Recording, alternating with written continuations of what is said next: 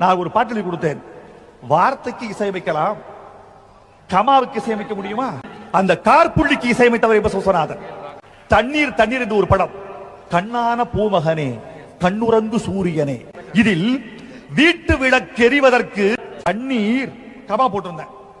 எண்ணெய் இல்லையடா எழுதியிருந்த கண்ணீர் எண்ணெய் இல்லையடான்னு வந்துரும். சேர்த்து பாடினா இசையமைச்சிருந்த மாமேதை. வீட்டு விளக்கெறிவதற்கு கண்ணீர் எண்ணெய் இல்லையடா. அப்பா மகா மேதை அந்த வீட்டு விளக்கெறிவதற்கு கண்ணீர் எண்ணெய் இல்லையடா. கண்ணான பூமகனே கண்ணுறங்கு சூரியனே, கண்ணுறங்கு சூரியனே.